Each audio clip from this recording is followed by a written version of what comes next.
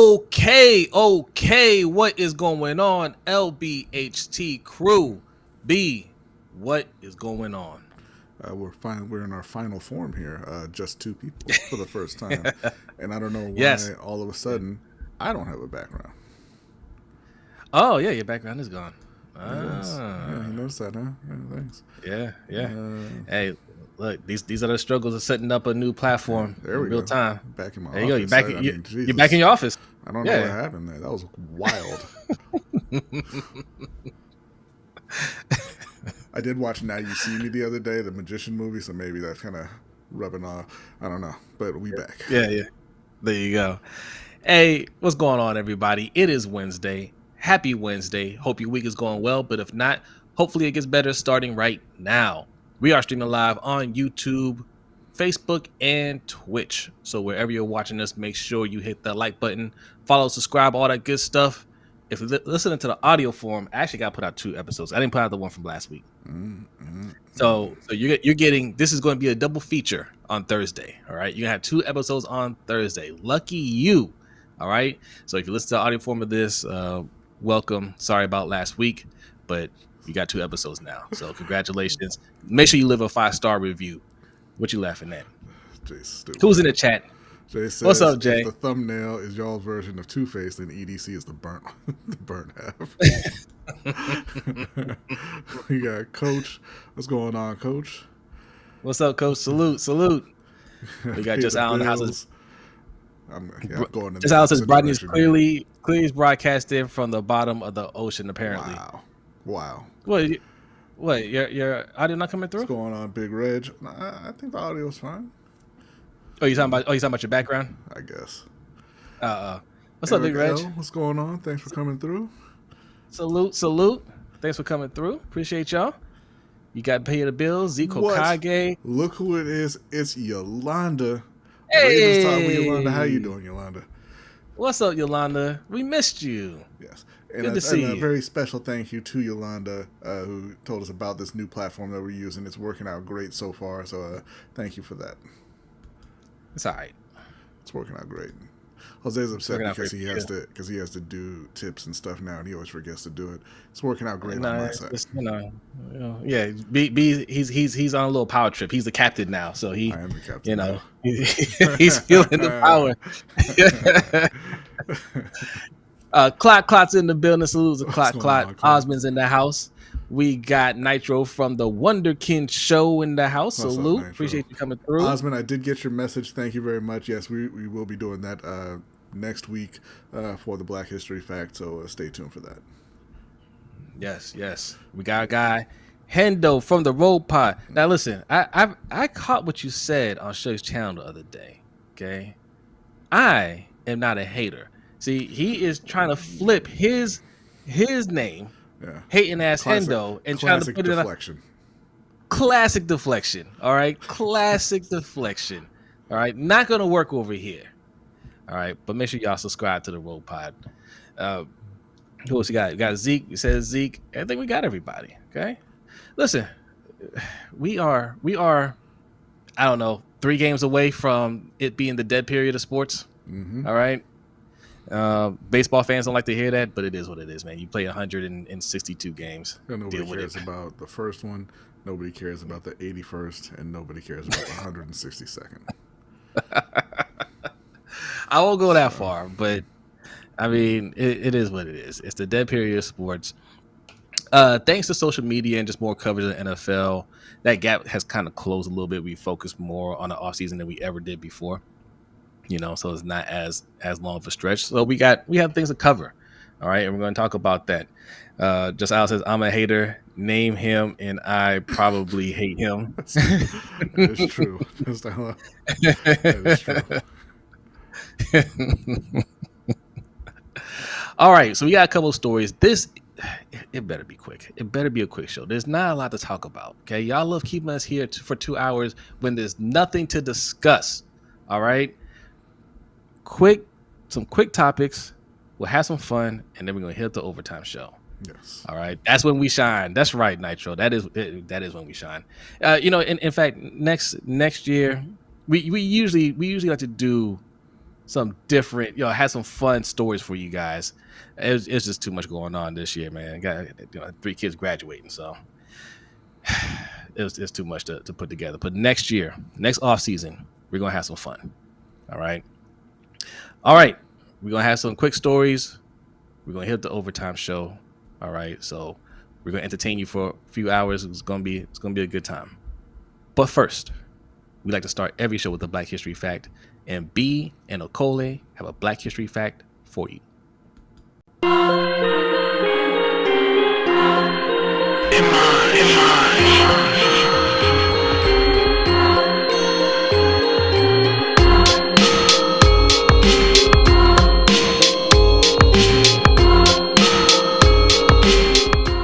This week on the LBHT Black History Fact, Black Voices in Gaming, BVG, was founded in 2020 to address the stark underrepresentation of Black creatives within the gaming industry.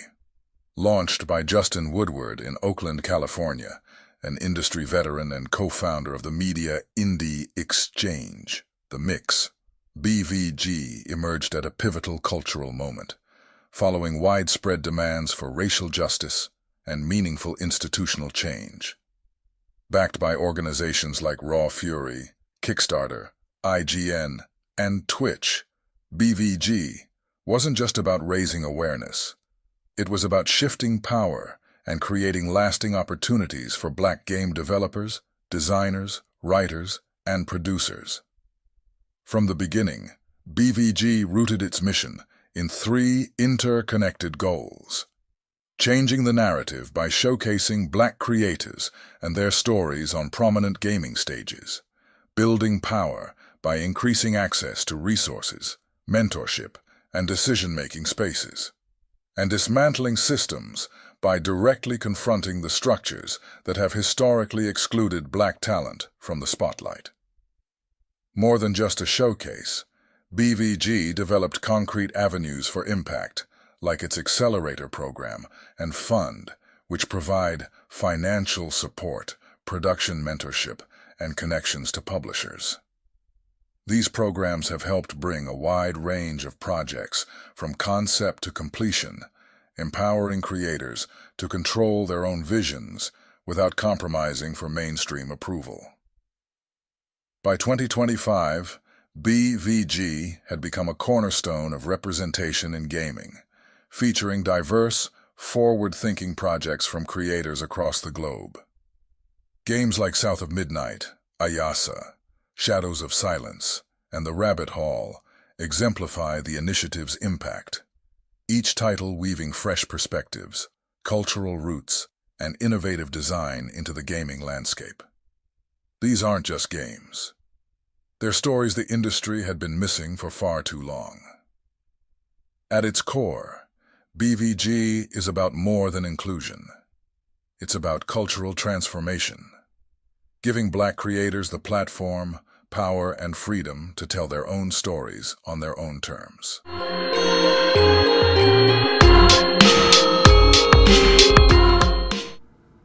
All right, salute to that Black History fact. That's a great one because they had this Summerfest showcase this past weekend where they showcase a lot of upcoming games and they talk to different studios and developers and whatnot. And ever since E3, when I started watching E3, that's one of the things that always stuck out in my head. It's just like, man, y'all ain't got no Black developers anywhere that you can't roll out here that like none, I always kind of hated that about the gaming industry where it's like it is very white and it is not inclusive. It's not that other people can't make video games, but it's hard to break into that industry, and let other people in. And this is something me and B, when we did Old Man Gamers, we like to discuss things like this, like the industry side. That one time that we did Old Man Gamers. I mean, back in our audio podcast, we did it every week, right?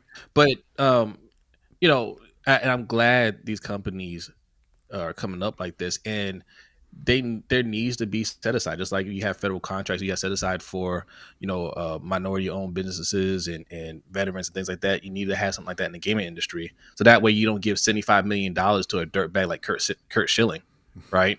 Yeah, where he's just robbing the state of money. The state.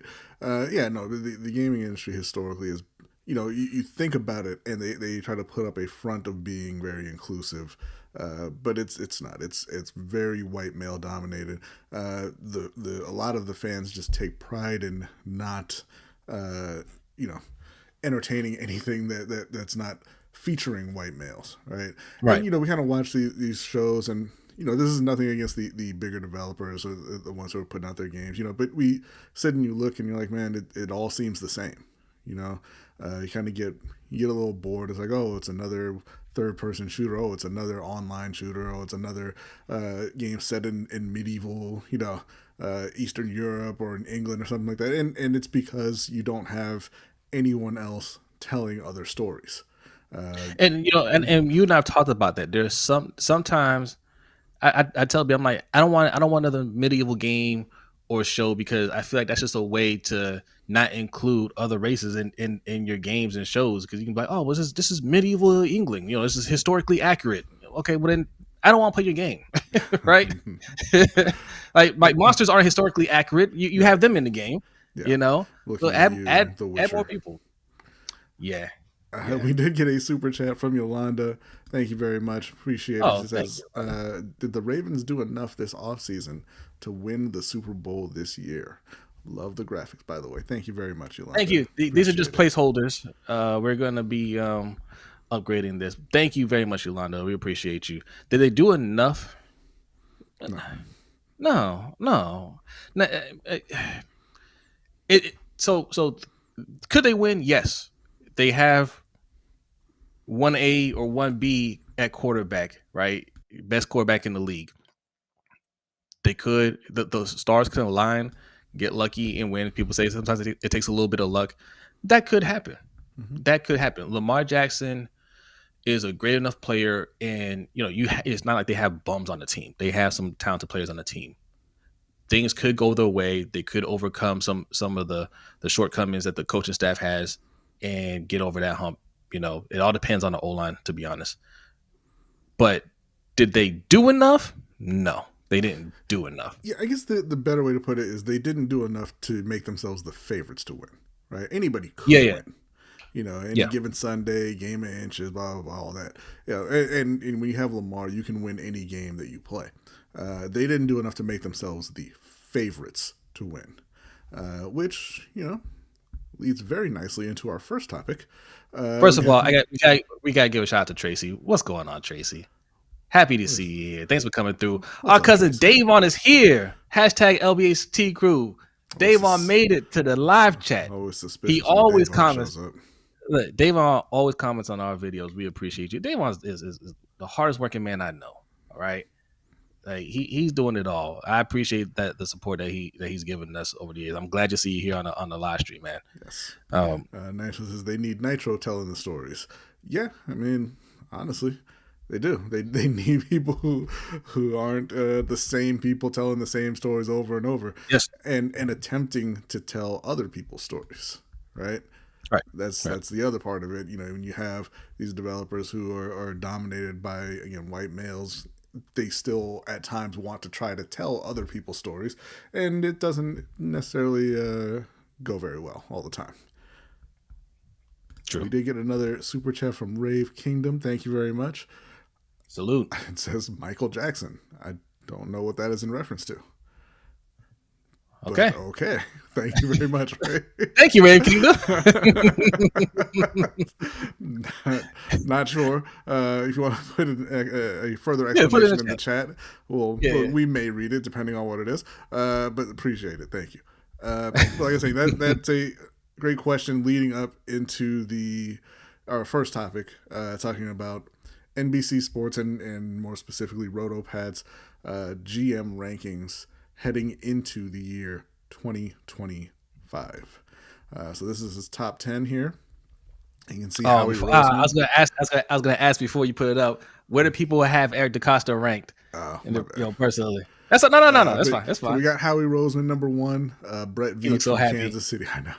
Well, he just won the Super Bowl. So Brett Yeah. Veach from Kansas City number 2, Les Snead of F them picks from the Rams number 3, Eric DaCosta coming in 4th, Brian at number 5 from Green Bay, Brad Holmes in Detroit, John Lynch from San Francisco, Brandon Beane from Carolina, now the GM in Buffalo, John Schneider in Seattle, and then Jason Licht in Tampa Bay, rounding out the top 10.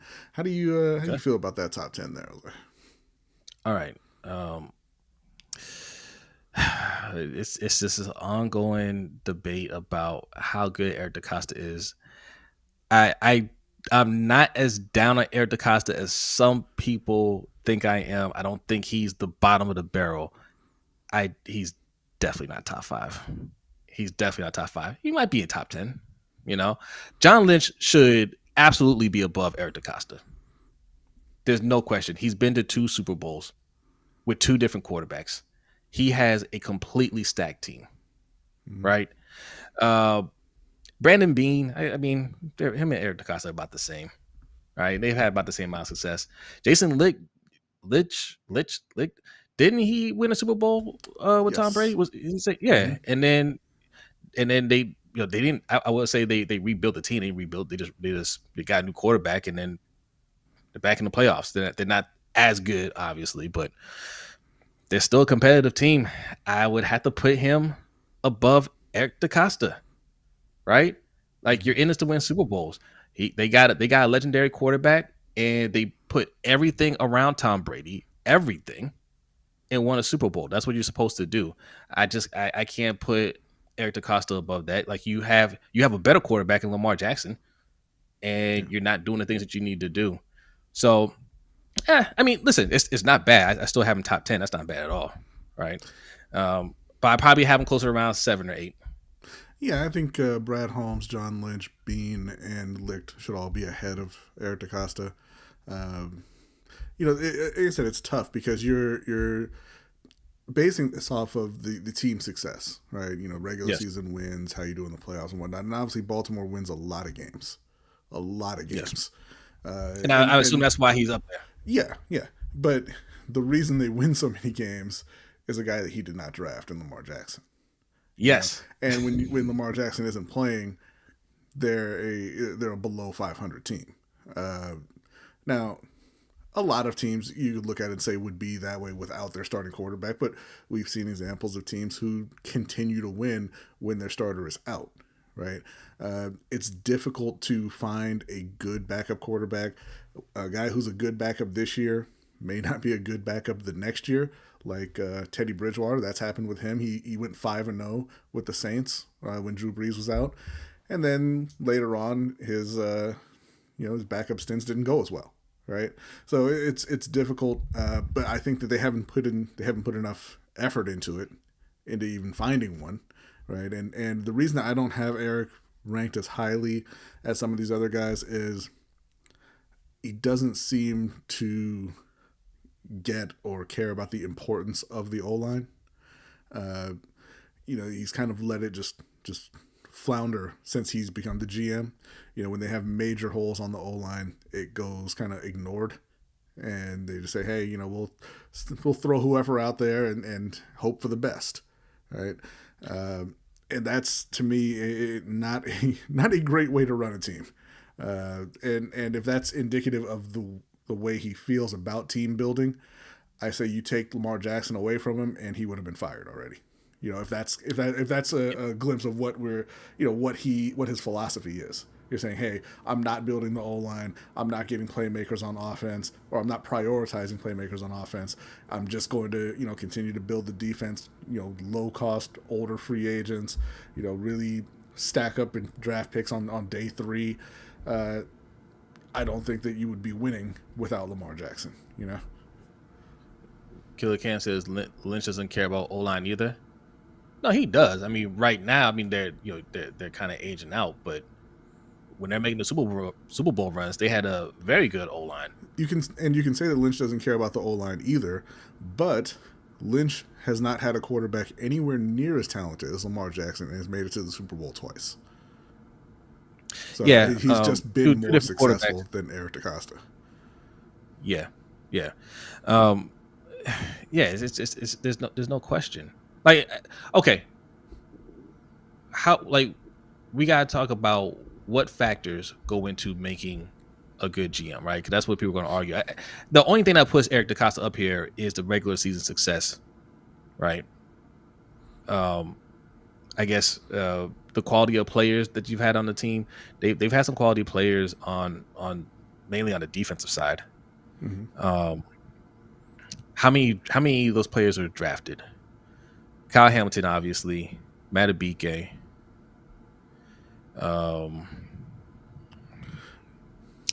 Yeah, that's it. I mean, that's all. I mean, that's all he drafted. He traded for Roquan, obviously. They had he put together. I mean, look, you get credit for that too. You bring in the talent. It doesn't matter how you do it, whether it's draft or trade or free agency. You bring in the talent, you get credit for it.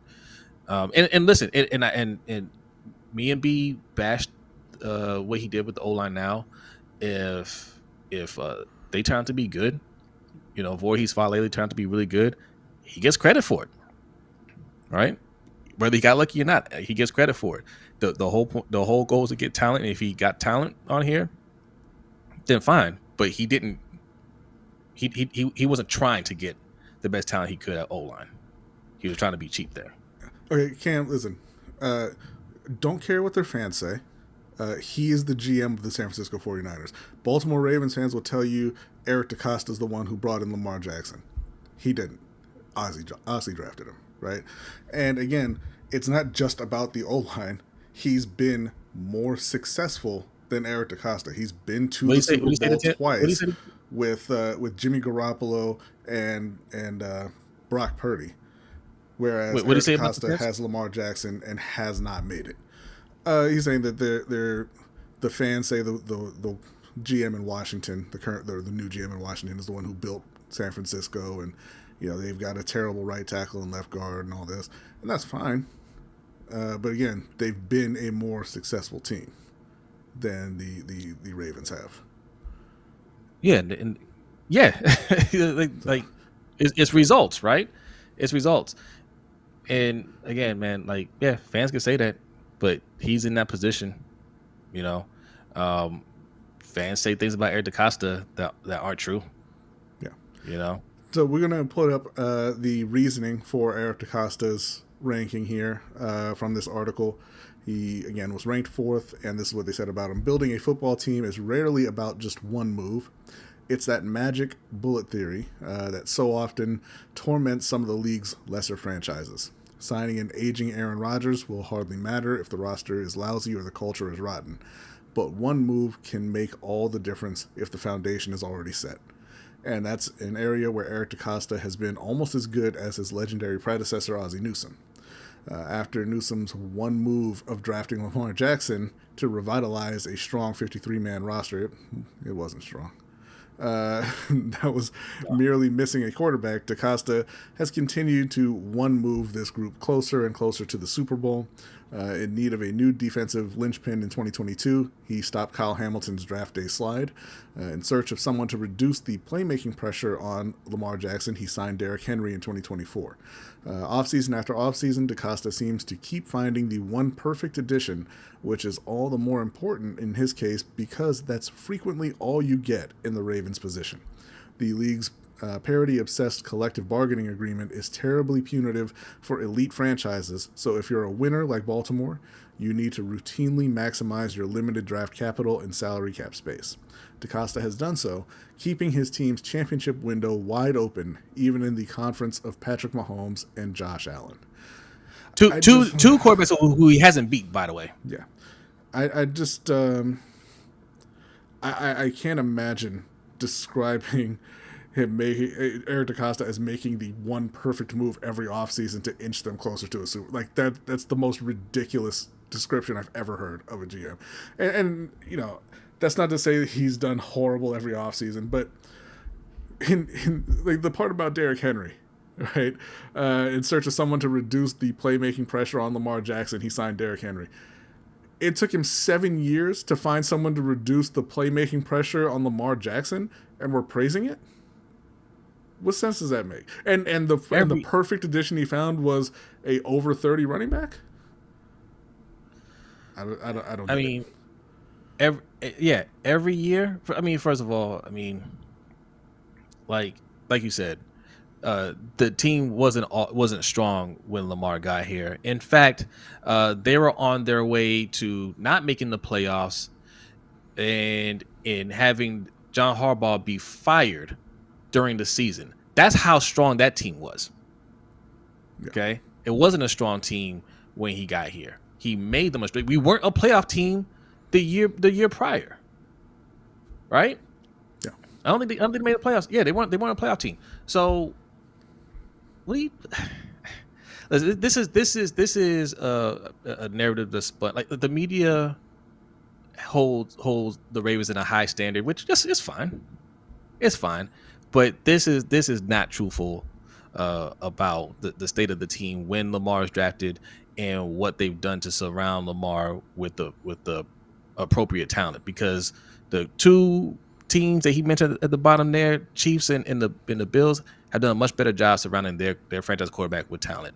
The number one GM obviously has done a masterful job surrounding his franchise quarterback with talent and also putting defense on the team. Something that Ravens fans swear cannot be done. It's not possible to get all that talent on offense and also get talent on defense. It just cannot happen. Yet that's exactly what the Super Bowl champion Eagles did. So Also the Rams too. Also the Rams, you know, they've been they're mortgaging their future. That's what they said when they traded all their picks. They're like, yo, well, we need these draft picks where we can just get the talent right now. Mm-hmm. And they're like, oh, well, you're taking the risk. You're mortgaging your future. They're still more successful than us. Yeah. I just have a problem with when you look at the Ravens and Eric DeCosta, because you have the best quarterback in the league. Okay, maybe second if you want to keep Pat Mahomes there because he's won the rings, right? But you've got one of the top guys at the most important position in the game, and you're just constantly falling short, right? And not like, oh man, Pat outdueled us again. No, you go to the playoffs and look bad. You don't look like the 12-win team from the regular season. You go to the playoffs and you look like a team that doesn't belong there.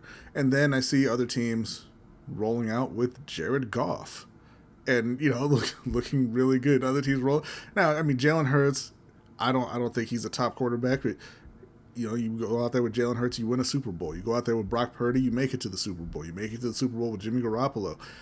So he was given an advantage over every other GM in the league, right? And has not been able to move past those other franchises. So I don't know. But, again, it's not to say that he's a terrible GM or anything like that. They're obviously a winning team. They're in the playoffs almost every year. I think that he could just be doing a better job. And I think that if you weren't gifted Lamar Jackson right at the start of his tenure, we would all have a much, much different opinion of Eric DeCosta. Killer Can says the Packers GM is a toss-up. I don't know why the Packers GM is there. I wouldn't have put him up there, but it is what it is. That's a little too high. I think you mentioned put the Commanders on that list. They had a great year last year, made to the NFC Championship game. You kind of want to see them do it more than just 1 year, right? I think that's a brand new GM they have over there. But just based off of last year, we got to say that they did a better job, right? But it's so much, right? It's every fan base has more of an inside track on their team, so they could tell you, what's accurate about this article, what's not. He doesn't follow every one of these teams, so I can't be too hard on him, right? He's just looking at a team that seems to always be a favorite. It always seems to be have a lot of wins and say, man, they're doing a lot of right things over there. We're not trying to say they're doing everything wrong. They obviously, getting Derrick Henry here was right, but there are some flaws that keeps them from getting over that hump. you know, and you look at how this team is built. Like I said, a big part of it is Lamar. That had nothing to do with EDC. Mark Andrews, nothing to do with EDC. You know what I'm saying? The best playmaker last year, Marlon Humphrey, has nothing to do with EDC. Right? That's all the predecessor, Ozzie Newsome. So no, he doesn't get as much credit as some of these other GMs who actually built their team. I mean, that Eagles GM has won Super Bowls now with two different coaches over the last 5 or 6 years. Yeah. Yeah, and then of course the Chiefs GM has been running the AFC for the better part of a decade. Forever. So that's nice. But we're talking a lot about Eric DeCosta, but that's not the story here. We're going to move on to the story here, which is the ranking for what? But just okay. Why you? I didn't mean to cut you off. You're cooking there. But just type in the chat where you have Ozzy ranked. Or not Ozzy. I said Ozzy. EDC. Where you have EDC ranked. Killer said 8. That's about what I have him at. Right. I don't think that's harsh. That's still top 10. Where do you have EDC ranked? You can even put your reasons in there. But yes, like B said, the story here, this surprised me. This is why it was shocking. That's why I put that in the title. Now I'm gonna put this graphic up, and I want you to understand that they only ranked 28 GMs because there are a few first-time GMs. Dan Morgan ranked 27th. How? Well, I guess we'll explain how right now. He says, you will rarely find a general manager in a tougher spot. The Panthers had the league's number 32 defense in 2024 and remain unsure if they have their franchise quarterback. Where do you even begin? For Dan Morgan, it's apparently receiver. Morgan has used each of his first-round selections on wideouts. The first already looks like a bust. The second better not be from the number 8 overall spot. With wideout, the focus of Morgan's limited draft capital following the franchise's 2023 trade-up for Bryce Young, the second-year executive has had to rely on the open market to fix everything else. In 2024, it was interior linemen. In 2025, it was anyone who played defense. Morgan did manage to shore up his offensive line, but tactically addressing blockers is one thing. Throwing money at every position group on the other side of the ball is another. Even if Young pans out, this is a team currently lacking long-term building blocks. If he doesn't, this is looking like one of the most dispiriting 53-man rosters in recent memory. Morgan did not create this mess. That doesn't change the fact that it could still take several more GMs to clean it up. So, wow. Right off the bat, so he doesn't think that Dan Morgan's doing a good job so far. Right off the bat, what stands out to me is, like you said, obviously, and this is just one guy, it's tough to cover all 32 teams, so I don't want to crush him for that, but you're only looking at the first round picks because the next 2 picks were used on edge rushers this year, right? The 3rd round pick last year was used on an inside linebacker. The idea that he tactically addressed blocking last year, but just threw money wherever this year is a little ridiculous. Most of the free agent spending was spent on the D-line, right? They brought in a couple of defensive tackles, an edge rusher, and obviously they're getting Derek Brown back, but they focused on the front 7. I mean, they did bring in Trayvon Moehrig, but he is a run-stopping safety as well. So that's really where they were focused on the defensive spending. I wouldn't categorize that as throwing money at every position on the other side of the ball. That's a bit ridiculous. And I don't like the idea that, and this is a pervasive idea in media, that wide receivers don't seem to matter. Right? Like, if you are rebuilding a team, that you shouldn't be looking at wide receiver. Okay, yeah, he's going to be defined by his decision, and it may not even have been his decision, but the decision to roll with Bryce Young, right? Now, if you make that decision, why would you not be looking to put playmakers around him, especially if, like this man says, the last first-round pick is a bust? Do we stop bringing in receivers at that point? We say, hey, we missed. Nobody for you to throw to, Bryce. Sorry. Or do you try again? Right? So I think it's really, really harsh. I think it's a misguided critique of Dan Morgan so far. But look, they were the worst team in the league a couple years ago. They were better this past season, but that's a relative term because they were still picking in the top 10. I find it funny when people say that they devalue wide receivers. They don't matter. They're not worth the money. But anytime a quarterback has a hot year and they light up your team, it's like, well, yeah, of course. I mean, look who he's throwing to, right? Yeah. Of course, yeah. Of course, Burrow, is looking good. Look who his wide receivers are. Well, I thought they don't matter. Yeah. Right. Until you realize there's absolutely nobody on defense in the league that can stop Jamar Chase if he wants to go off. Right. There's nobody in the league. Jamar Chase says, man, I think I'm gonna go for about $150 today. There's nothing. There's nobody anywhere that can stop him from making that happen. They're still the best in the AFC, right? But things have not been nearly as easy in Kansas City since Tyreek Hill left. Right? That is not the offense that you remember seeing with Tyreek Hill and Travis Kelce on the field anymore.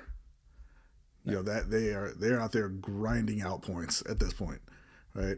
But yeah, it makes me laugh that you say, hey, you drafted a wide receiver in the first round. He's a bust. Why'd you draft a wide receiver again? Well, because the one that we took is a bust. That's why. Yeah. Tom Brady went to Tampa Bay. We had Mike Evans and Chris Godwin already. And he was like, not enough. Bring in Antonio Brown. Bring in Gronk. Yeah. Right. Well, the idea that quarterbacks elevate wide receivers is a popular narrative, and it's simply not true. You can use Tom Brady as an example of that as well. When he went to the playoffs and he had Rashod Caldwell and company, and they got bounced, and they got rid of every receiver on the roster, and they brought in Randy Moss and Wes Welker. Right? Yep. They said, okay, you know what? That didn't work. Let's go get some talent. Yeah. But outside of that, I feel like it's a little difficult to it's a little harsh to rank Dan this low. But at the same time, he's in a situation where every move that he makes is going to look good because they have so little talent, or they had so little talent when he showed up. So they could have drafted anybody at 8 and it would have looked good. They could have signed anybody in free agency and it would have looked good. But I think the way that he's focused on rebuilding the trenches, rebuilding the O-line last year, rebuilding the D-line this year, and then getting some playmakers around the franchise quarterback shows you that his head is in the right place to lead the team going forward. I can understand you have him on the lower end just because the Panthers, they just haven't been winning. But how they finished, that second half of the season last year, how can you not see that he made a difference? You know what I mean? Mm-hmm. You're probably 2 or 3 games out of making the playoffs. I mean, yeah. It wasn't a strong division, but you were competing. Like, you went from the beginning of the season where it's like, man, quarterback looks like a bust. This team needs a lot of work still to, oh no, they're figuring some things out, to now, if they hit on a couple of these picks, they could easily win that division. Mm-hmm. But again, it's not somebody that closely follows the franchise. But I feel like if you watch some of those games later on, everybody saw the Philly game, everybody saw the Chiefs game. Like, you saw this team competing. They're better than they were last year. I think second to last is that's not fair and hurtful. Yeah. All right. But that is. Where do you guys have Dan Morgan? Jay, where do you have Dan Morgan? Omar, where do you have Dan Morgan? Any Panthers fan, anybody? Davon, where do you have Dan Morgan? So the national media says every move a small market team makes is wrong. Panthers were wrong for drafting Cam by national media. There was a lot of that talk. There's a lot of the talk that Cam wouldn't be able to comprehend an NFL playbook, and he wouldn't be ready to be a starter. And then he went out and broke the record for rookie passing yards. I also want to know this is Roto Pat that wrote this, right? Yes. I want to know, because he said wide receivers aren't as valuable, right? That's what he's alluding to. Yeah, he didn't say they're not as valuable, but he's kind of questioning the fact that they've drafted a wide receiver 2 years in a row in the first round. Well, I want to know how does he value safeties, and how does he feel about Eric DeCosta drafting two safeties in the first round, just a few years apart. Seems like those are the one perfect move. I mean, Kyle Hamilton was. I'm sure he feels that way about Malachi Starks as well, especially with our Darius Washington out now. Okay. All right. So, just curious, like if you don't think wide receivers are valuable, how do you value safeties, and how do you feel about them going in the first round, just a couple years apart on the same team? Yeah. But, it is what it is. Dan will be steadily rising up that GM rankings, I believe. Yeah. You know what? We got to put together our own power ranking for GMs. Coach Evans from Sip to Tally Films has the best team power rankings that you can find anywhere. All right. It's just a fact. It's a proven fact. Go over to Sip to Tally Films and more Sip to Tally Films when he starts putting out his power rankings for this year. He's working on it now. So you start seeing those videos pretty soon. He releases them little by little. You won't find anybody as good, right? I'm sure he's the more accurate power rankers out there. But I think we're going to do one for a GM. We're gonna not this year, obviously, but we're gonna put together one for next year. The top GM. EDC coming in strong at 23. We'll fill in the rest. Hating. 23 is higher than all right. They put my man Dan Morgan. So, Jay said, I would like Dan to get some credit for trying to reshape the weaker spots, at least in the early 20s. And I know we got to start winning. Yeah, that's what that's what it comes down to. But then you have to win ultimately. This is something that we always teased Washington fans around here for always winning the offseason, because they make these big free agent splash signings and they turn out to not work out. So, we see the moves that Dan's making, and you're like, okay, good, that's what you need, but you have to actually see them work out. Now, he didn't get credit last year because his big acquisitions were two guards, but they absolutely worked out, right? And they don't score touchdowns, so it's harder, and they didn't win that many games, so it's harder to look at that and say, yeah, he did a good job right there, but he did an excellent job right there. Now these D linemen that he signed, they work out.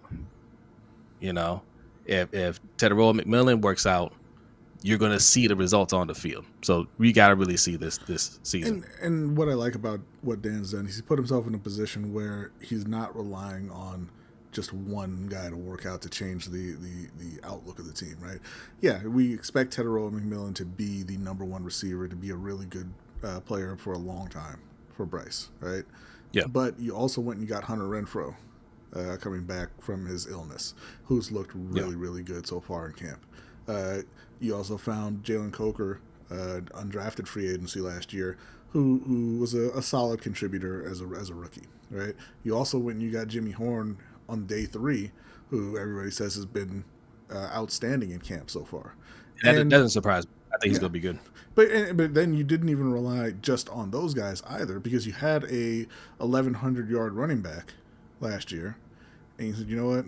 We're going to go ahead and double down on that. The O-line is the strength of the team, so we're going to bring in another 1,000-yard running back in Rico Dowdle, and then drafted another running back in Trevor Etienne. So if those receivers take a little longer to come around, I mean, and I think this is the plan anyway, you're going to see a very run-heavy Carolina offense. They've put themselves in position to be successful in a number of ways. I think the main one, keeping the defense off the field. But, we'll see. That depends, again, on how those edge rushers that they just drafted come around, and how Derek Brown's looking coming back from that injury and things like that. But they've given themselves some flexibility as opposed to just saying, you know what, it's all on you, McMillan. Go win us some games, right? Yeah. Killer says, I would like to take Trent. I would take Trent Williams over Zay. I guess you're talking about Zay Flowers, but I would take JJ or Jamar Chase over Trent. Are you talking about Trent right now? I mean, Trent is Well, his career is he winding was down. saying up here, he's like, to raise that point, I would say O line is more important than regular wide receiver, but a top wide receiver is more valuable than the O line. And we've seen that in Cincinnati, but I think that is more of a, in the moment kind of thing. Like Cincinnati, yeah, I would take those guys. If you have a chance to get a truly, truly special player, you're just going to take them, right? But Yeah. And they made the Super Bowl with Jamar Chase and T. Higgins, but they have not been good since. And that's because they, in large part because, obviously the defense is a big issue over there, but they also have not been able. They've tried, but they have not been able to fix the O line in Cincinnati. Yeah. So yeah, it's not. I think if you're talking about long-term success in the NFL, like because you can win in any number of ways, but if you're talking about long-term success, it's one, obviously have the quarterback, and two, build the O line, and three, build the D line so you can control the line of scrimmage. That's how you get long-term success in the NFL. Now, all the other guys, they'll help put you over the top. And if you are able to get talents like Justin Jefferson, like Jamar Chase, obviously you do what you can to go get them. But in terms of just every year in and year out, winning a number of games, getting to the playoffs, putting yourself in position to potentially win a Super Bowl, it's quarterback and then both lines. Yep, I agree. All right, I like the pace of this show. I like this. All right, we're gonna keep it going. But first, man, we got about 45 people in here. Hit that like button. What's up, Bazel? Yeah, no, I get what you're saying, Cam, but I just wanted to make a further point. But yeah, he said just got done driving. Hey, glad to see you, Bazel. What's going on, Bazel? Look, if you're new in here, man, hit that subscribe button. All right. It's the off season. Okay. I'm surprised that it's that many people in here right now. Right now, a whole lot to talk about. Appreciate y'all coming through here. We have another Ravens story to discuss, but first you want to do court of public opinion next? Yeah, let's go ahead and jump in. We got it's still football related, and then we got another Ravens topic to discuss after that. But court of public opinion starts right now. We don't have the stinger yet, but that's going to be up soon. Okay, what do we got, B? Well, we've got first up, we're going to play a video of a brief interview with Shemar Stewart from the Cincinnati Bengals, who is, as of yet, unsigned. And I just want to say that I edited it down. I clipped it down. It's the longer video. It's like a 3.5 minute video. I just clipped it down to like a minute just to save some time. Is it fair to say at this point that you will not step foot on the practice field in practice until you're signed? Yes. Very bad. I mean, I've been doing this for mostly my whole life, and then all of a sudden it's gone over something very simple to fix. It's kind of disappointing. Have they given you any answers as to why they're choosing this year and you to set a new precedent? If I really wanted to say, yeah, I can't say what I really want to say, but it's their contract. They could do what they want with it. Like some people say, we all agree Trey will be right? But technically he's still 1% wrong for being under contract. So in my case, I'm 100% right, so it should be a no-brainer. And in Trey's case, I think it should be a no-brainer too. I mean, he led 17.5 sacks for 2 years back-to-back. If I was the GM or I was the owner, take all my money. But I guess they don't operate like that. But I gotta say, just right at the top, I love a rookie. I love a rookie who's been there. He's been in that building like 3 days, and he's like, "Oh, that's how y'all operate." Okay. So the beef is over some language in the contract. It had something to do with the pick that they had last year, like his contract and what the contract they're trying to offer him this year. I'm not 100% sure of the details of that, but basically he's just like, "Hey, give me the same contract. Why are you changing up the language for me?" and they won't do it. And literally he says in an interview, just like, hey, I'm ready to go now. I'm in shape. I'm ready to go. I need to be out here. I'm a rookie. Is you shouldn't be this stubborn on this, but he's absolutely right. You gotta hold your ground right now and say, no, man, like these little things, you know, you're not going to win over this. Like I'll sit out. Like you drafted me, and honestly, I don't think because of the new collective bargaining agreement that changed these rookies' negotiating power. They used to be able to negotiate for however much money that they wanted, but now it's kind of capped. I don't think teams should be allowed to make any changes to contracts. It should be a standardized contract for each round. It should be written out clear as day.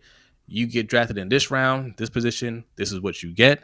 This is the contract. There's no wiggle room whatsoever on either side because of things like this, right? They already don't really get to negotiate any money, but now you're trying to change the language. I'm pretty sure it has to do with guaranteed money, right? Yeah, so it says that the Bengals are trying to change the language in the contract for their first round pick that allows the team to void future guarantees. No. Which, yeah, I mean, you've already essentially stolen a ton of money from rookies since that collective bargaining agreement changed, and you had the rookie wage scale, and the idea that you want to say, you know what, I know we're already paying you. Let's just assume that he is the player that they think he is when they drafted him in 17, right? So we're already paying you well below your actual value, and now we want to be able to void those future guarantees as well. No, he's absolutely right to hold out. The Bengals are. I mean, I don't know what that owner's financial situation is, but goddamn, bro, sell the team if it's this dire. All right, because you are, you paid Joe, you paid Jamar, you paid T, and you're like, the rest of you gotta suffer because we gotta keep this boat afloat. No, man, sell the team. Let somebody get in there who is going to do right by the players, do right by the fans in that city, and try to build the best team possible. Like you said, you're not paying Trey Hendrickson at this point. You're playing hardball with him. He mentioned Trey Hendrickson. Yeah, yep. And now this guy you just drafted, you're saying, nah, man, can't pay you. Like, he said, no. He said, I won't be able to pay you. He said, right now, yeah, I'm good right now. You're good for this year. Next year, I don't know. Next year, I might have to find something wrong with you to get you up off this team because I can't guarantee your future. You can't guarantee his future money. This year is fine. It's the future. Yo, man, the whole contract's supposed to be guaranteed for these rookies. Right. That's the trade-off. You don't get top dollar as a rookie, but at least your whole contract is guaranteed. That's supposed to be the compromise. Now you're trying to snake your way out of it. That should not be allowed at all. No. And look, I'm sure there's 32 owners. I'm sure there are quite a few side-eyeing the Bengals with the way they act with money. Like, nobody wants to pay top dollar. No one anywhere. That's not even just an NFL owner thing. I don't want to pay top dollar when I order food. I don't want to pay top dollar if I'm buying a new video game or something. Like, but you have to. There's times when you just have to, and I'm sure there's a bunch of owners in the league looking at him like, God damn, bro, like how did you find a way to make us look worse, right? Yeah, but, yeah. A player who's not causing any trouble, he's there, he's ready to go. You just have to stop being a jerk and say, okay, it's one thing if you try to slide it in there, he didn't catch it. I mean, that's a dirtbag move, but he caught it, and you're like, okay, you got us, cool. Here's a real contract. See you out there on the practice field. Mm-hmm. No, you want to stand on that? Right. They really are saying F that defense. And from day one, what you're saying to your brand new first round pick is you probably don't want to stick around here. Right. So right. I mean, you got Trey Hendrickson holding out. You just lost Jermaine Pratt. I mean, why buck the trend now, right? They asked him something else in the interview. I clipped that out, but they asked him, if this whole ordeal has soured him on the franchise, and he answered it well. He's just like, "Oh no, I wouldn't say that. I'm just a rookie. I just got here. Like we have plenty of years together. That this doesn't really affect it, but of course it does. Yeah. Of course it does. And listen, you heard it in his answer. I guess that's just how they operate. Right, he's already formed his opinion about this team and the management of this team and the owner of this team. Of course, he's not going to come out and just say it, but yeah, you think that this team is cheap. You think that this team is out to kind of to screw the players when they can. And look, yeah, if they turn around and they make him a great offer when he hits free agency, sure, he'll sign it, but it's going to have to be a great offer. Yeah. Imagine if you got a job offer. I don't know. Let's say 25 an hour, right? That's the wage. It's in your offer letter. And you show up to work and you're going to HR and you're doing your orientation. They say, okay, we got you down for $22.50 an hour. You say, hold up, it's 25 an hour. Oh no, actually it's $22.50. So go ahead and sign that. This is and that. You're like, no. I want my 25 an hour, not $22.50. And they just refuse. It's like, hey, this is what it is. Take it or leave it. Whether you take it or not, you're going to feel a certain type of way about that company. It's going to shape how you look at that company moving forward. They clearly offered you a certain amount, and now when you're in the door, they want to give you less. Right? That's absolutely going to shape the way you look at that company. No different in this young man's case, right? Like, of course, he's looking at them like these cheap bastards. Mm-hmm. And for nothing, and to the detriment of the team as well. Like, okay, if you want to play hardball throughout the off season a little bit, all right, but now you're in camp. Now he needs to be there practicing. Now is when you're getting him ready to contribute to that defense and help you get back to the playoffs because you weren't there, right? And you've been struggling a bit over the last few years, but letting this kind of go on into camp, and and presumably it'll be going on into training camp. If they really want to dig their heels in, is just telling your fans and the players on that team that you don't really care how they show up early in the season, right? You don't really care about that defense getting better and helping out Burrow and Chase and Higgins and those guys on the offense. You did what you needed to do. You made the big splash signings and made the fans happy early in free agency, and now you're like, man, screw y'all, right? Yeah, I need to save the money now for the next several years. Like you said, so we can pay these guys and their huge salaries in the future. Don't come talking to me about some rookie that we just drafted in the in the first round. I don't care. Right. Yeah. But open and shut case. Problem, yeah, Bengals are guilty. I want to remind you guys. Some of y'all might not know this. The Bengals were actually sued by the city because they had such a long drought of making the playoffs, and that owner clearly didn't care about winning. And a lawyer, I believe it was a lawyer, was who was a Bengals fan, was so sick of them losing. He went and looked up their contract for the city. Right, there was an agreement with the city to build a stadium there that they had to produce a winning team within a certain amount of years, and they didn't fulfill that obviously at the time. So he filed a class action lawsuit and sued them. And as soon as he sued them, they got their act together and they started winning games. All right. Imagine how angry you had to be as a fan, because he didn't know what was in that contract. He said, I'm just going to look. I'm going to look and see if there's something that I can stick them with. And he found it. Yeah. Is that stipulation in other rookies' contracts also? I don't believe so, Osman. I think that was his whole point, is that it's not something that's in other contracts. And you heard the reporter asking him, why are they choosing you to make to make a new precedent? So, it's not. Yes, pay the bills. They got sued for being losers. Yeah. Yes. And look, nobody would sue you for being a loser unless you were trying to be. Like if fans said, okay, you know what, things aren't going well, but they're trying their best. They're out there, making what appear to be the right moves. They're spending the money trying to keep good players here, trying to attract guys in free agency. Nobody's going to sue you. You get sued because the fans can see that you're not trying. Yeah. Lawsuit over. No, that wasn't it. I'm gonna find it. It was right. That's when they hired Marvin Lewis. That's why they hired Marvin Lewis, because they were just losing, and he sued. And he saw that, hey, like, your contract says after X amount of years you're gonna produce a winning team. That's why we paid our tax dollars to help you build the stadium, and they got the act together. Yeah.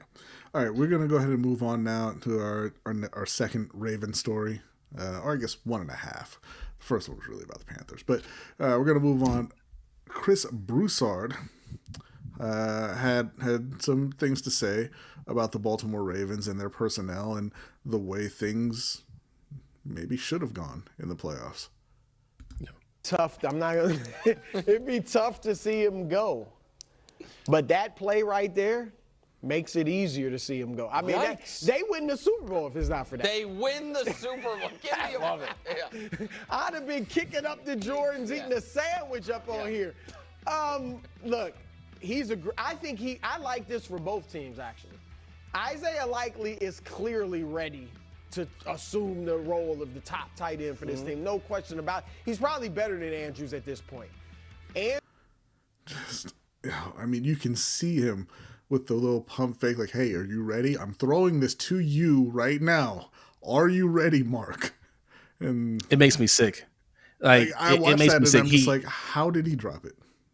How? And he knew Mark Andrews had it in his head, like, hey, man, I'm gonna drop this. That's why he did it. Like, hey, get ready, buddy. I got you. Right? It was a soft touch pass, and he just let it go right through his arms as he fell down. I mean, that is, listen, we talk a lot about Xavier Legette. Good Lord, that is so much worse than any of his drops. but hey, look, that's not the point. Okay. That's not the point. That's not what Chris was talking about. That was only part of it. He says if Mark makes that catch, Baltimore goes on to win the Super Bowl. Get him up out of here. He says Isaiah Likely is better than Mark Andrews at this point, and that the Ravens should be open to just moving on from Mark and moving Isaiah Likely into that starting spot. What do you think? Absolutely.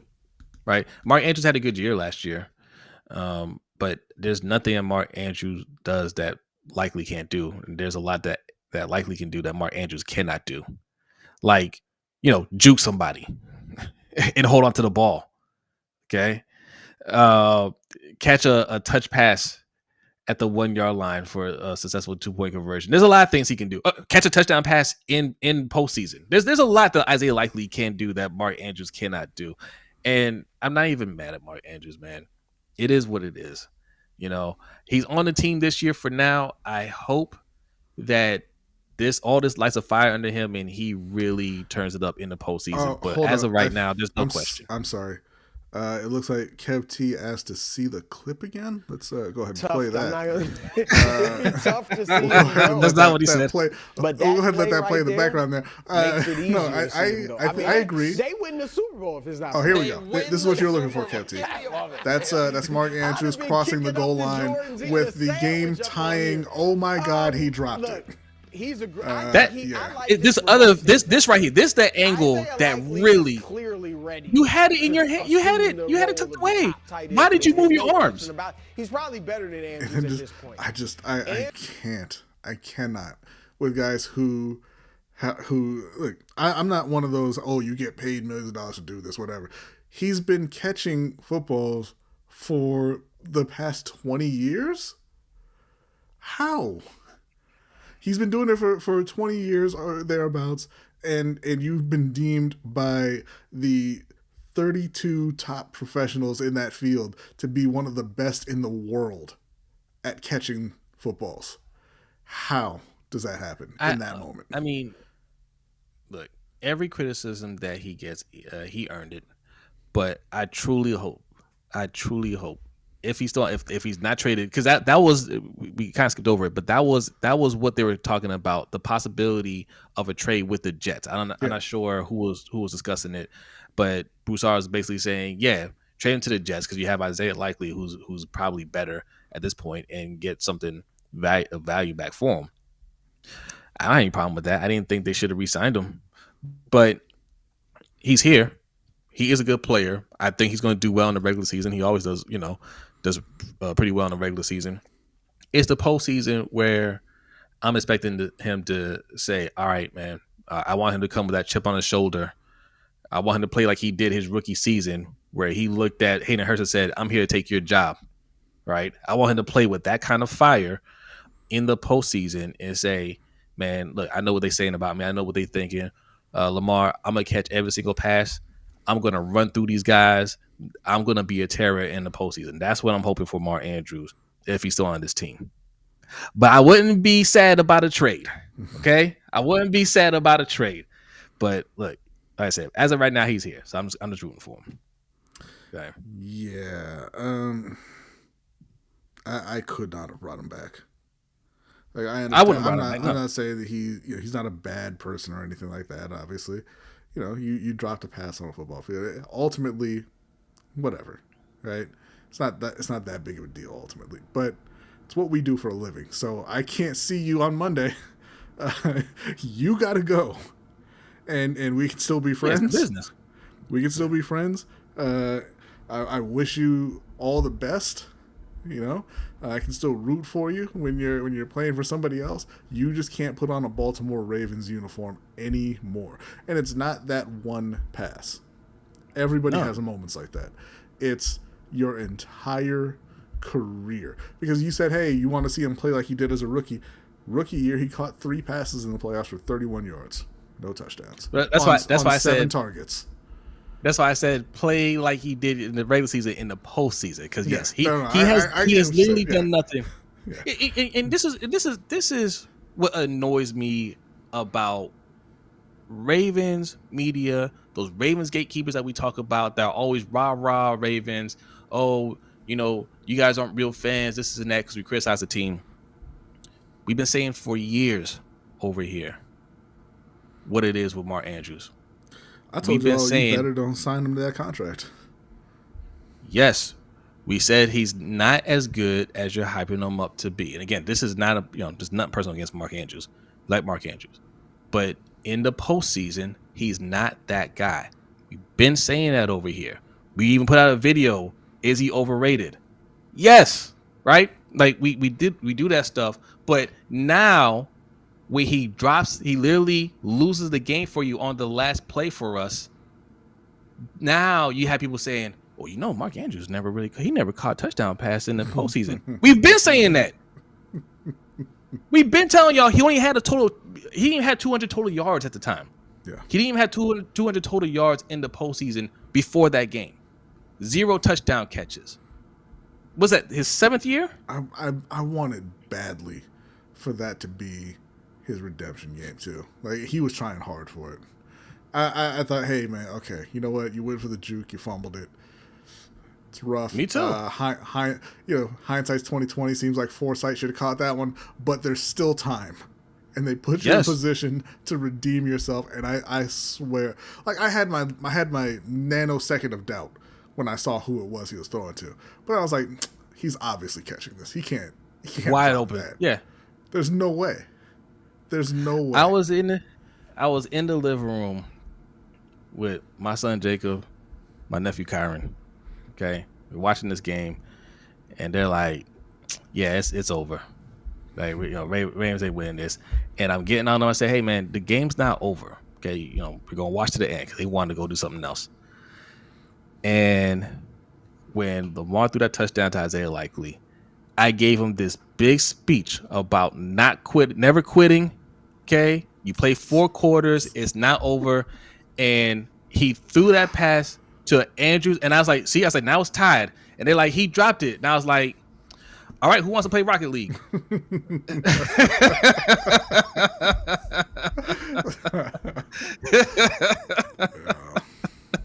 Like, I mean, thanks, Mark. So, That's terrible. They're showing the faith in them. I think this is what separates us from Super Bowl champions, right?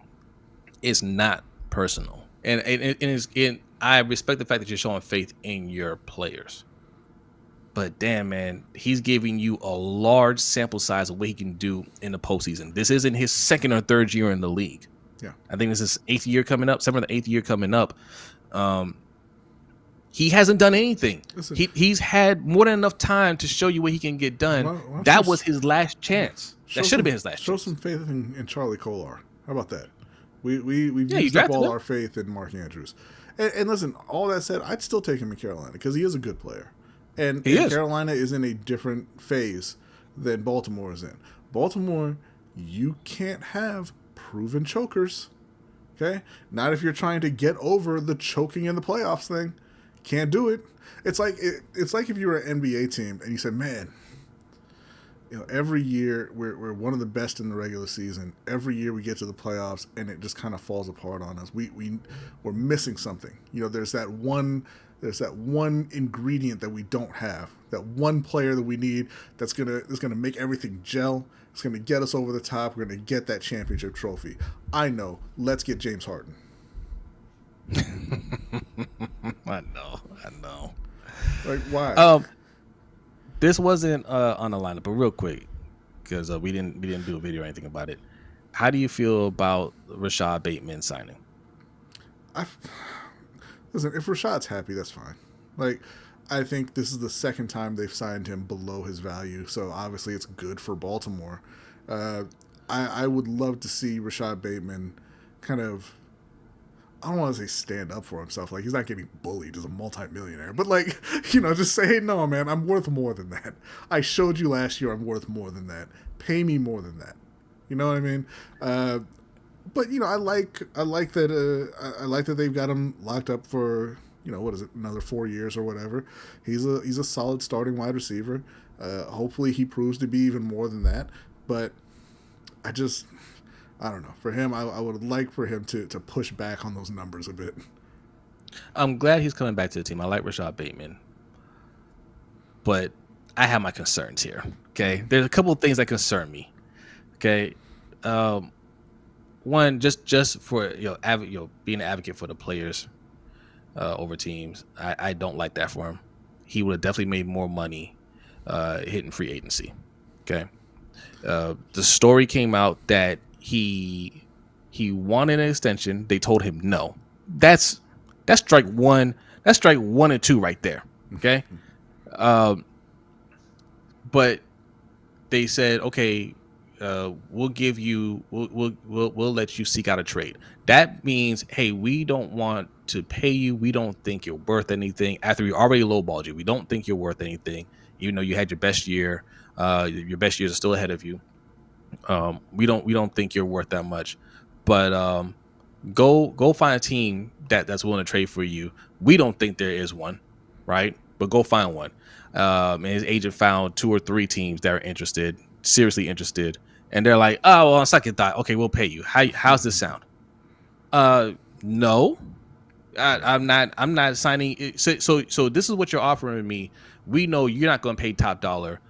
We know for a fact there'll be another team that wildly outbids you, right? Mm-hmm. I'm gonna go ahead and hit that market and let that bidding war happen.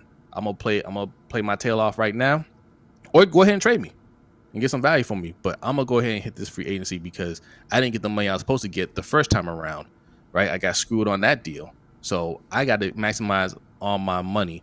Now, some people say money isn't everything. I think that's BS. Get your money. Listen, man. Listen. I will leave a team. I don't care how many millions you tied to my contract. You offer me another $500,000, I'm gone. I want every last penny. All right.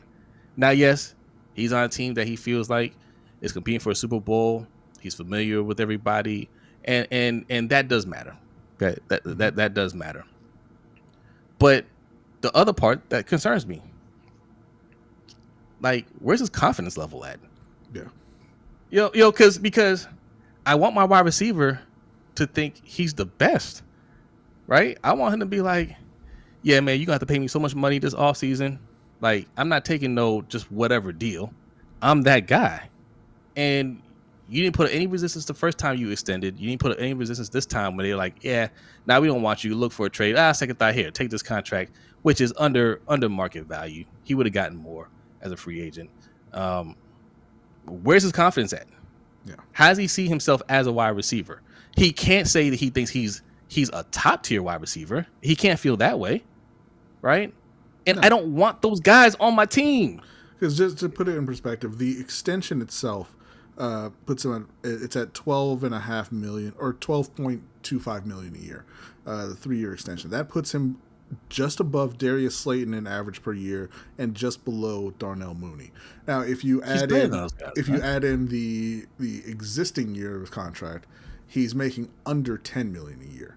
So as people in chat saying it's a lot of money, no, it isn't. It's a lot of money for you and I. It's not a lot of money for Rashod Bateman and what he's done on the field so far and where he's at in his career. It's not a lot of money. He should have, in my opinion, should have been holding out for more, even if that meant that eventually or even right now you'd be out of Baltimore, right? Because you don't get many chances at signing that deal in the NFL. You just don't. So what if it's a lot of money if you can get more? Yeah. So what? He's got a lot. Why we cap what these players can make?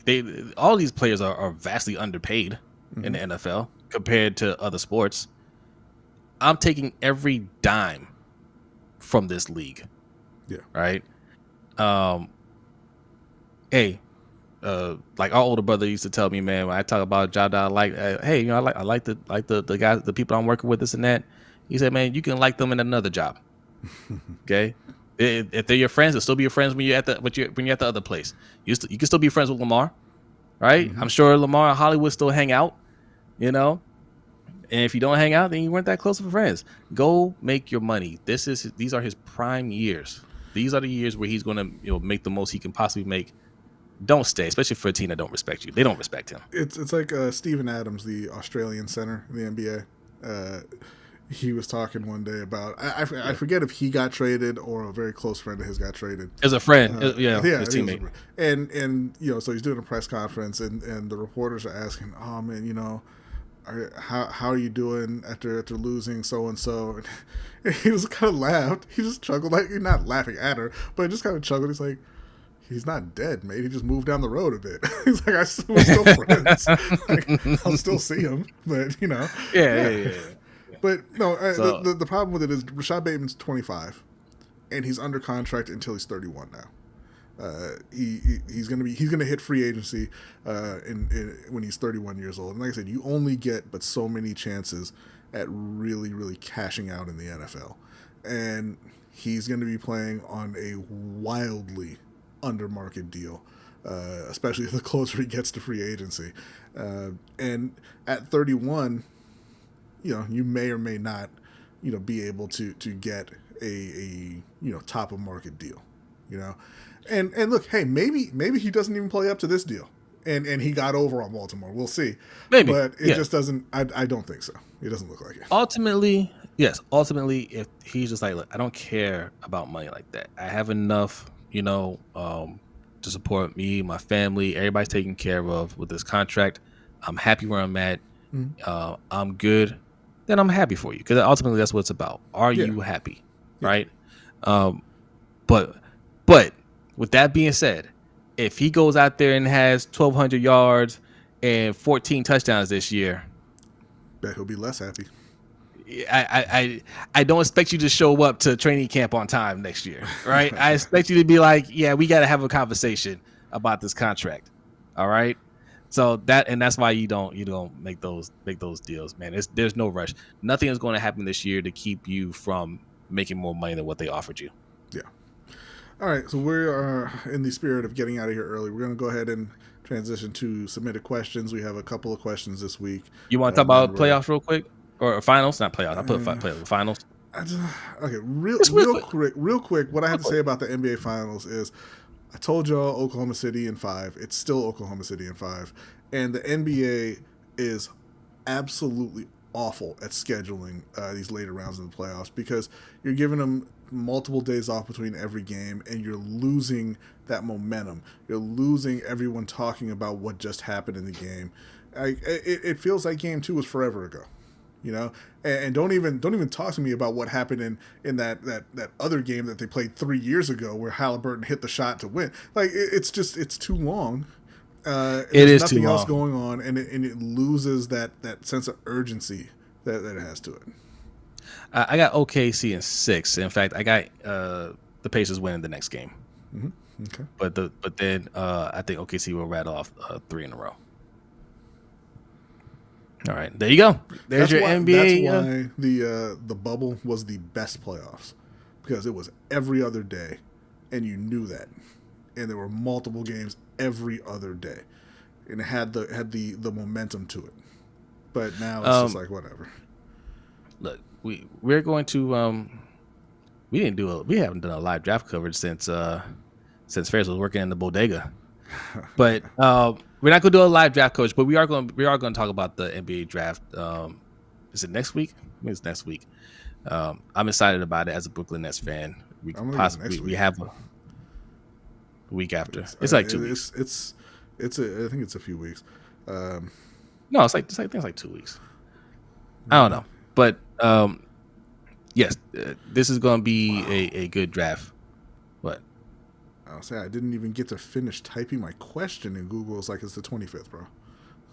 There you go. It's actually 2 a weeks. Wednesday. All right. So you get some live coverage from the draft. There you go. Yeah. All right, y'all. Look, real quick, LBHTShow.com. Go over there. Sign up for the newsletter. No, we haven't put it out yet. I know. It's there. I'm looking at it. I'm looking at it right now. Okay. Just put it out. That's all. No, we have something that we have to fix on there. No, I know we can fix it afterwards. You can just put it out. It's fine. All right. B said put it out. All right. He wants the information on there. All right. I'll put it out there. Okay. Let me make a couple of adjustments now. Then it's going live this week. I'm not gonna say tonight because your boy gotta get some sleep. Okay, I gotta get some sleep. It'll go out tomorrow. LBHTShow.com. Sign up for the newsletter. It's free. Scroll down to the bottom. Put your email address in there. Don't be scared. All right. You guys get all kinds of emails and spam and newsletters that you didn't sign up for. Take control of your life and sign up for a newsletter that you want. All right. LBHTshow.com. Go sign up for it. Also, patreon.com/LBHTshow. That's where you can find us next on the Overtime Show. Open mic night. We're going to talk about anything that you want to talk about. Whatever is on your mind, let's discuss it. All right. Patreon.com/LBHTshow is how you can do it. When that newsletter goes out, interact with it. Open it up. Click the links. We'll know if you don't. Okay. We're watching you. And spread the word, man. Tell people about it. All right. So submitted questions. We got 2 questions real quick, and then we're going to get out of here and go to the Overtime Show. First up from Eric L. He says, "Greetings, brother man. Hope all is most excellent. With rumors of Mr. Jackson possibly signing another extension with the Ravens, what advice would you give him before Mr. Jackson makes his final decision?" Man, it's like he reads our minds. We're actually working on a video on this very thing, so we're not going to go into too much detail, but it's based off an article that a former agent wrote about this exact situation and what Lamar Jackson should be asking for. And just a little hint, he should be asking for everything, and he should not fold on anything. That's pretty much what the agent said. This is a former agent, and he talks about contracts all the time and what players shouldn't be doing. And he broke down everything on why Lamar Jackson should take everything and give nothing. For me, I'm gonna say that he should not sign in Baltimore again. The front office has not shown, they have not proven that they're capable of putting a winning team around him.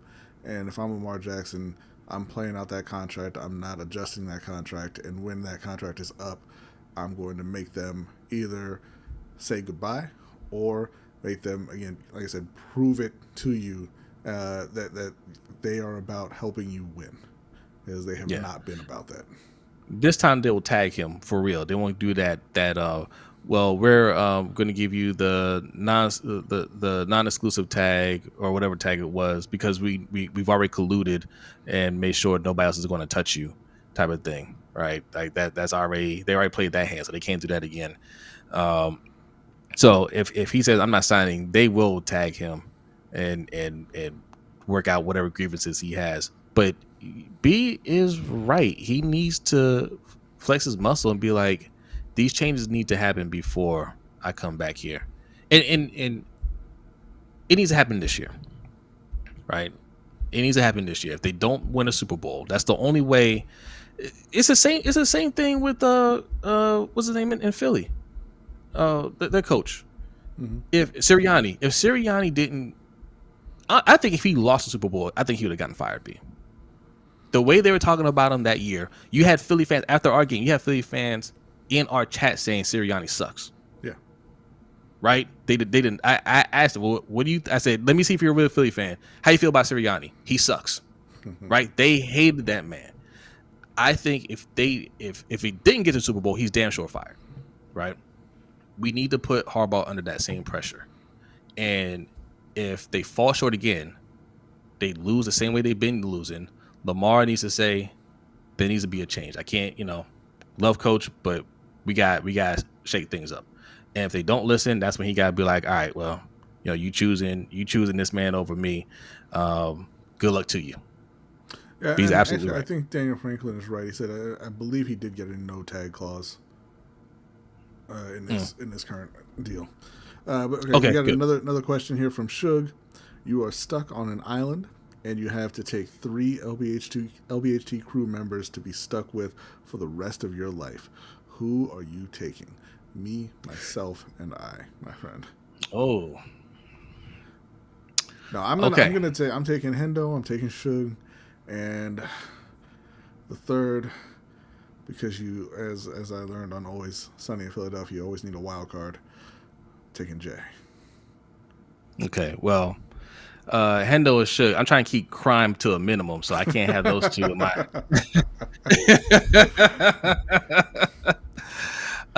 First, I would say Danity, right? Because Danity is going to keep all the trolls and scallywags off our island. All right.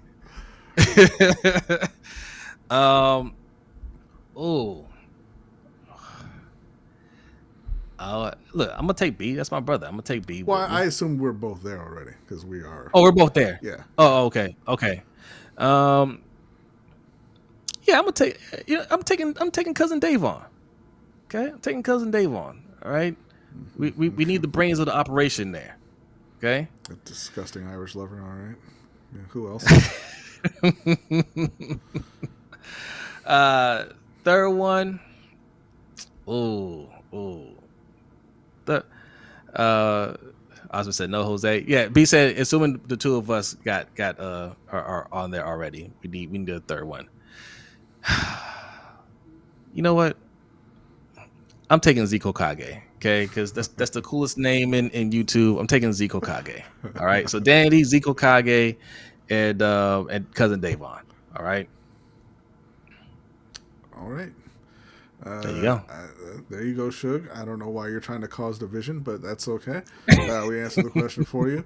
That is going to be just about it for this week's show. We're going to head over to the overtime show. Like as I said, we are going to have a bit of an open mic night. We're just going to talk about whatever bubbles to the surface. And then we will see y'all right back here next Wednesday evening. All right, y'all. Peace.